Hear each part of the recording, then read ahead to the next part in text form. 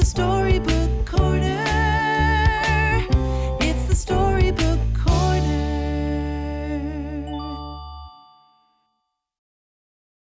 It's the Storybook. Why, hello, friends. Welcome to my shop. I'm so glad you could join me. Come, have a seat. Get comfy. It's time to read a book.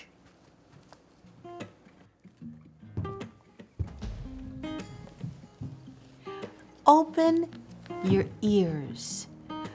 Open your hearts. Open your minds. And let the story be your guide. Today, I want to talk to you about the importance of celebrating what makes us special. What makes you special?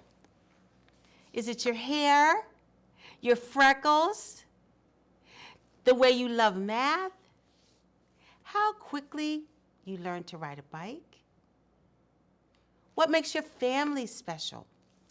Your four brothers, your uncle, or the way your auntie cooks, the way your grandmom hugs you goodnight. We are all special in so many different ways. We love celebrating people. On their birthdays, we celebrate parents. On Mother's and Father's Day, we celebrate love on anniversaries. Did you know that throughout the year, there are entire months to celebrate what makes people special? There's Women's History Month, Hispanic Heritage Month, Native American Heritage Month, all sorts of months, all sorts of opportunities to recognize the special ways that people contribute to our world. Can anyone tell me what month it is? That's right. It's February. Do you know what makes February so outstanding?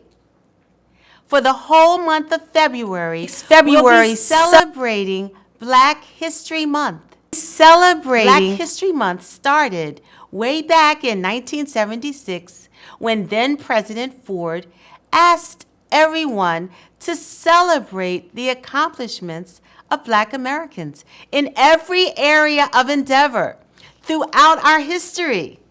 Do you know what that means?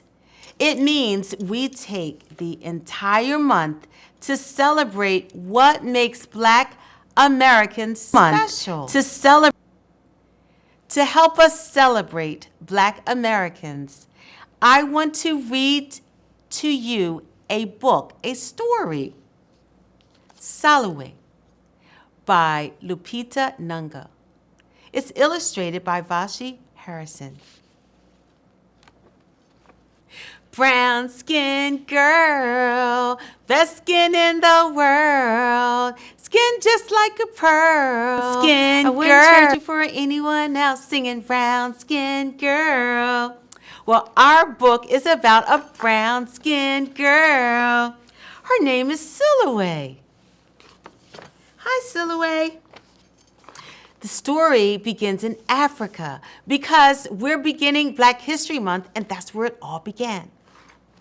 Silhouette was born the color of midnight.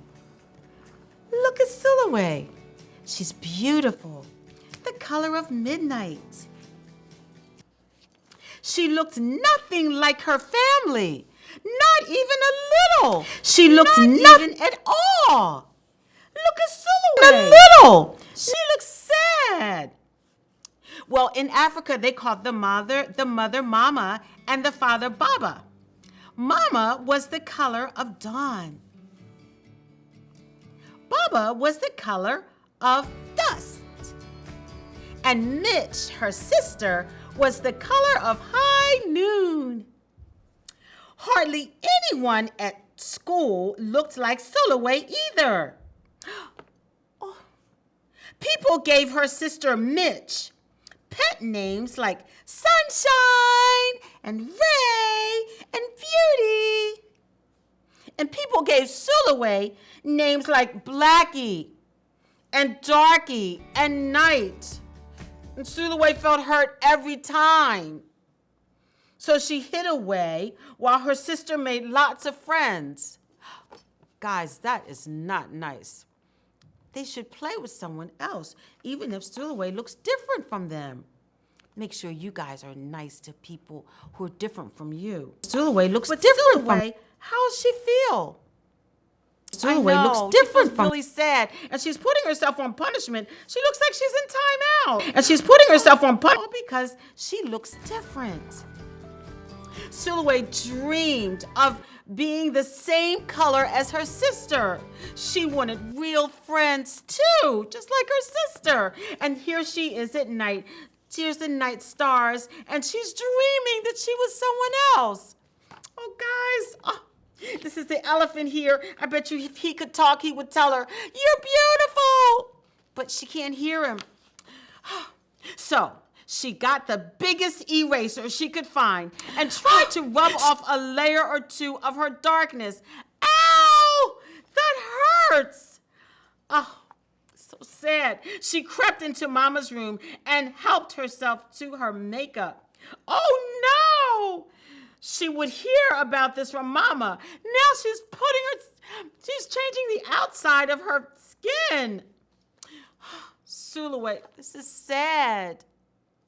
Sulaway decided to work now from the inside out and ate only the lightest, brightest food. And here she is. She's eating bananas and brightest sugar. It looks like salt. She's eating bananas. Oh, cauliflower and bananas. What do you think is going to happen to her stomach? Sulaway's going to get a tummy ache. And with a tummy ache, that's exactly what happened. With a tummy ache, she went to bed early and turned to God for a miracle. Dear Lord. So first she went to change outside, then she went to change inside. Now she's turning to God. Oh, now here she is having her little prayer. Why do I look like midnight? Oh, when my mother looks like dawn, please make me as fair as the parents I'm from. I want to be beautiful. Make me as fair as pretend. I want to have daylight. I want to have friends. If you hear me, my Lord, and would like to comply, may I wake up as bright as the sun in the sky. Amen. Oh, my goodness, guys. I feel so sad for Sulaway. Oh, my goodness, guys. Came in to wake her for school the next morning. When Mama came, knock, knock, knock, knock, knock. Mama's knocking on her door. Sulaway rose to find not a trace of daylight in her midnight skin. Oh, she's looking at her midnight skin still. Sulaway told Mama everything. And here she is. Sulaway, she has a beautiful room, and there's a self-portrait. And here she is. Sulaway. Here she is. The elephant is here. Mama asked, "What is your name? What is your name?" Sulaway, she mumbled, she muttered, "And what does that mean?" "Star," she whispered. Oh. And here's Mama talking to her, and you can see she's crying now, all because she's not been treated well. Oh, brightness is not in your skin, my love. Brightness is just who you not are. In your skin. As for beauty, my love, said, brightness is just who you are. To comfort her, you are beautiful. Sulaway sighed. Oh, well, you are beautiful to me, but you can't rely on what you look like to make you feel beautiful, my sweet. Real beauty comes from your mind and your heart. It begins with how you see yourself, not how others see you. Now up you get and out you go. So the next day came, and here's Sulaway. Here she is. There's a setting. She's at school. How could she, as dark as she was, have brightness in her. Because Could her she, name means star. She didn't understand. How could she have beauty when no one but her mother seemed to see it? Oh, so Sulaway is sitting up at nighttime with the elephant. And the elephant would tell her if he could that she was beautiful, but he can't talk to her. And the elephant would tell her, but he can't talk. Oh, how could she be a star? Suddenly, oh, look! That night, a shooting star appeared. Look, guys, a star came out of the window. Her window popped open. Zoom! A shooting star came out. Oh! Star came out at Sulaway's window. The night sent me. The star appeared at Sulaway's window. Zoom, zoom, zoom. Appeared at Sulaway's window. Grabbed her elephant and jumped on the star. Oh, look at that picture. She's gonna go with the star. Her name means star. I wonder did something inside of her make this happen. I'm so excited. Oh, Sulaway is up on a star. Excited. Oh, at the beginning of time, said the star. There was night and the beginning of time. They were sisters. And here they are. There's night and there's day. Sisters. They loved each other very much. Here's a sister day and here's a sister night. But people didn't treat the sisters the same. Oh. Lovely, nice, pretty. People gave Day pet names like lovely and nice and pretty. And people gave Night names like scary, bad, and ugly. She felt hurt every time. It's like scary, bad, and ugly. Fed up. And she walked right off the earth. I'm done.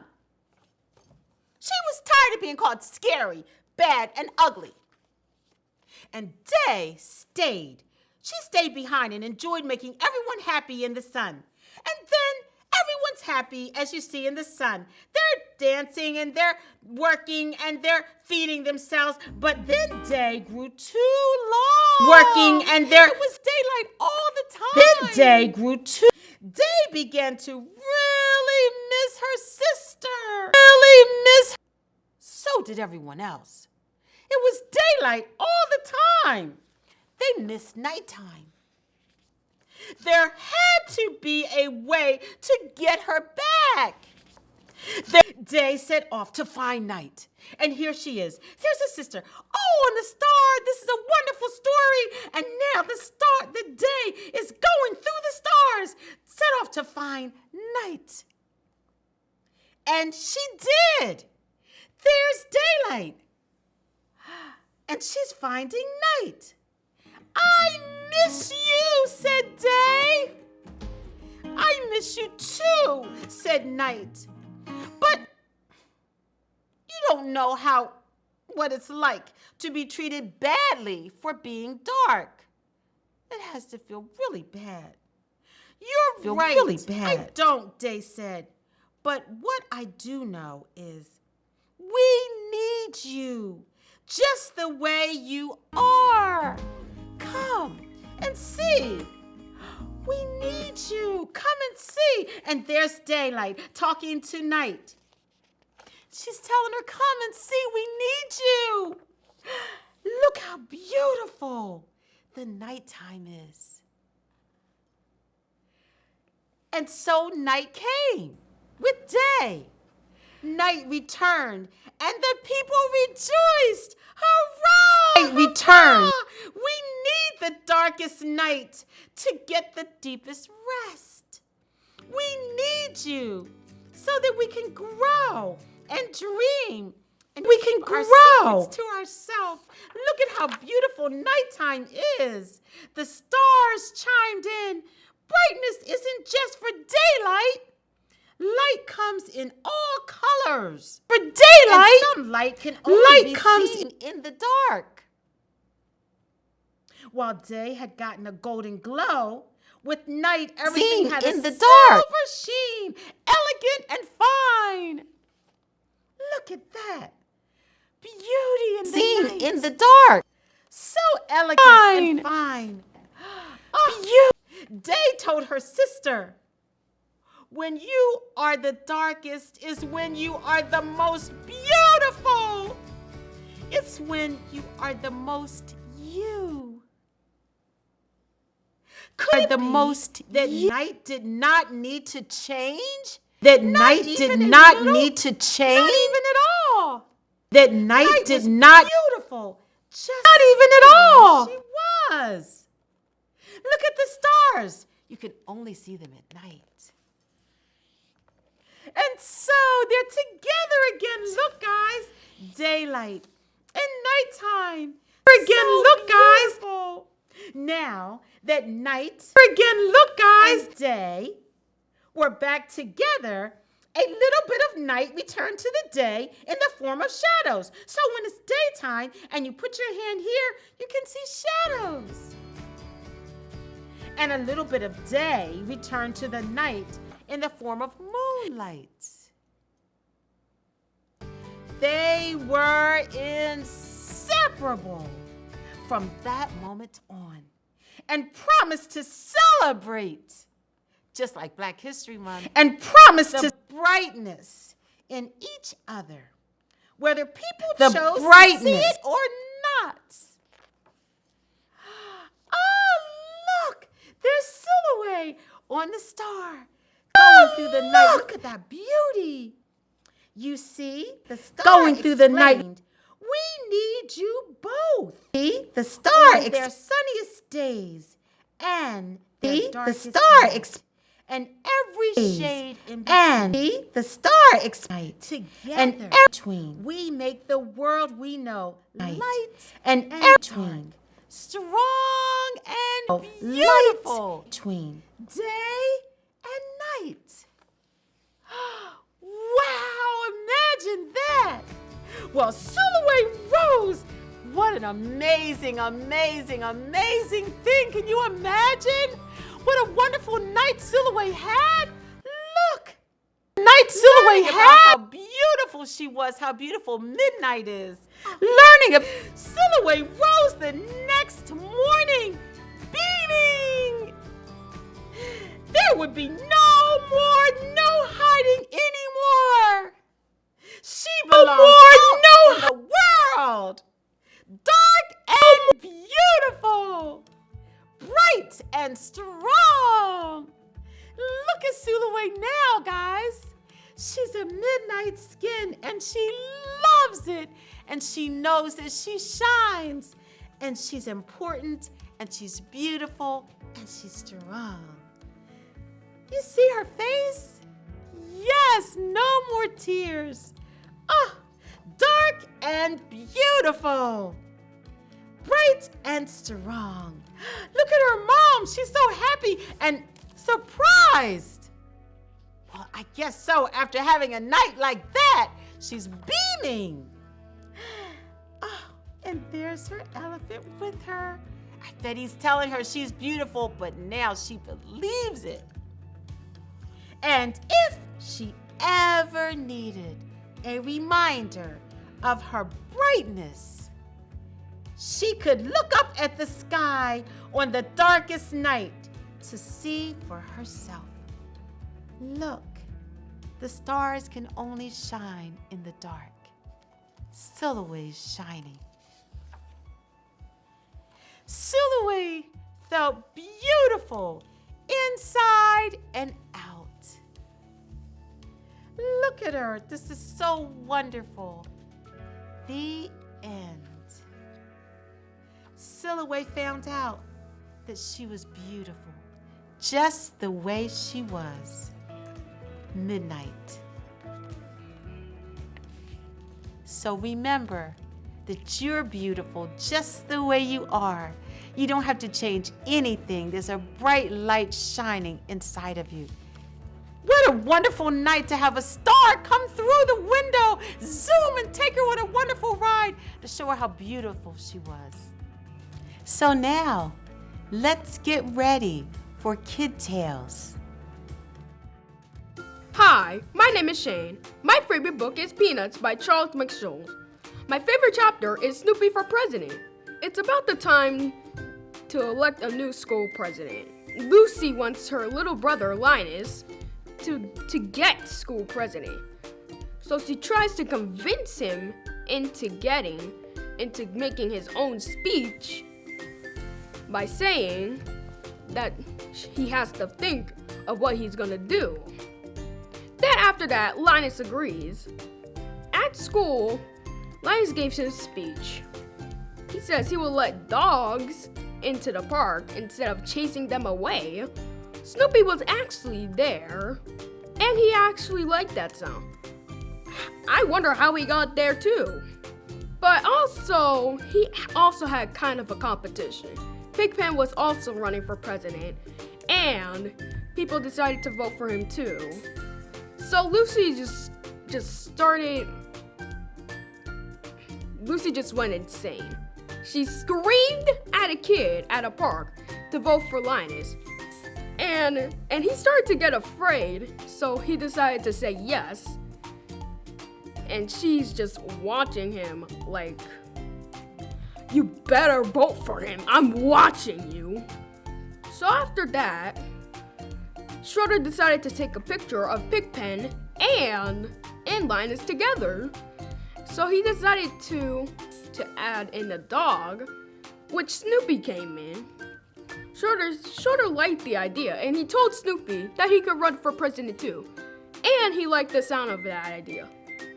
Snoopy actually decided to go solo. So he holded a sign with a dog print on it. Lucy said, if you were the last beagle on Earth, I wouldn't vote for you. So Snoopy started to cry. Then she's like, all right, fine. She said, if you were the last beagle on Earth, I would vote for you. Then Snoopy just smiled like, yeah, I know you were gonna vote for me. I know it. So it was time to elect. Pigpen was the first one up to give his speech, but Violet didn't let him. Why? Because he's covered with dirt. Seriously, he's a dust cloud. Who would vote for a dust cloud? I would if I were you.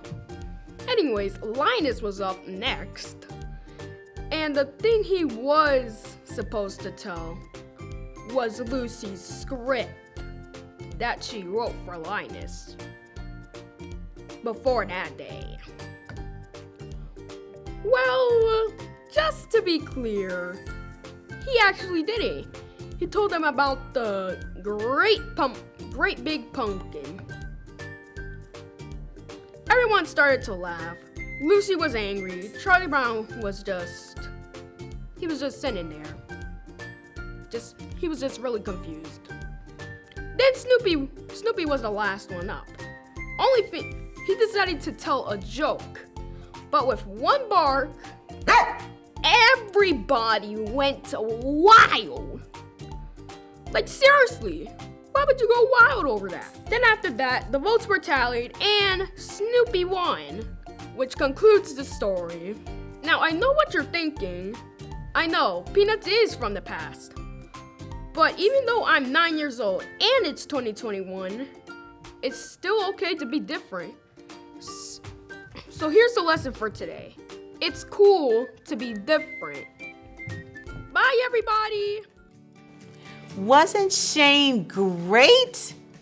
We love when kids are into reading. So now, let's unlock some Delaware stories with Delaware Diaries.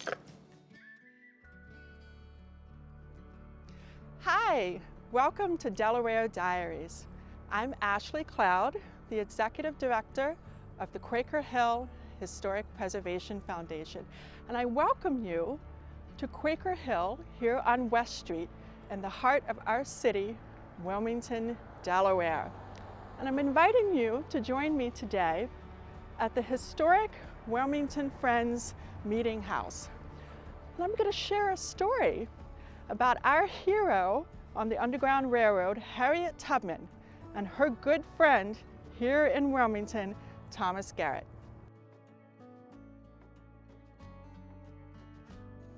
Did you know Harriet Tubman came to Wilmington, Delaware many times on her journeys along the Underground Railroad? Why? Because she had a wonderful friend and Quaker, Thomas Garrett, who lived here in Quaker Hill over on Shipley Street in his house next to his hardware store, and he was her best friend in this city. If you find yourself visiting the Tubman Garrett Park on the riverfront, right next to the train station, you're going to see a beautiful statue of Harriet Tubman and Thomas Garrett. Now, he and Harriet would have met shortly after she self-liberated in 1849. And when I think about their friendship, I think how unlikely their friendship might have seemed to be, but back then to them it made complete sense. And one of the things I like to remember from his letters is how lovingly and warmly he spoke of her. He would tell people just how brave and smart she was, how proud he was to help her and work with her as her colleague. He also worried about her. You know, we worry about our friends. And in the case of Harriet, she was doing some very dangerous things. Those trips that she took down to Maryland time and again to try to bring her family and her friends up north to freedom were very dangerous, and she took a lot of risk. And sometimes Thomas Garrett worried about her.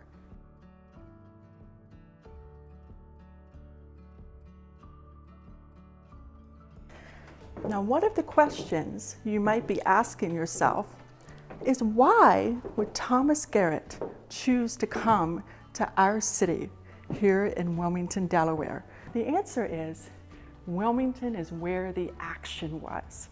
Right here in this very meeting house, and right here on this very bench, Thomas married his second wife, Rachel Mendenhall Garrett. And Rachel herself came from a very active abolitionist family. So she and Thomas had a common purpose: to help freedom seekers. Mr. Garrett continued his efforts all throughout the years, including helping Harriet as much as possible. And he was so thrilled to have lived long enough to see the day that the Emancipation Proclamation was made, freeing men and women, elevating them to equality. And he really saw that as all his hard work and the hard work of others, this community who helped on the Underground Railroad, all their hard work paying off. And he really saw it as the beginning of freedom and equality for every man and woman in this nation.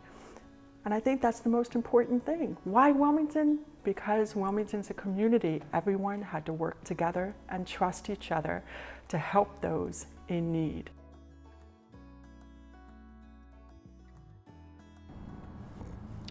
Thank you so much for joining me today and allowing me to share one of my favorite stories with you of the unlikely friendship between Harriet Tubman and Thomas Garrett. And you know what? It's only the beginning. Our city is filled with so much rich history and wonderful stories that we can't wait to share with you. Stay tuned. Goodbye, friends. I can't wait to see you next week. Just imagine all of the places our books will take us. Your imagination is free to roam, places where the story goes. Explore new tales or learn history. Reading is fun for you and me. At the Storybook Corner.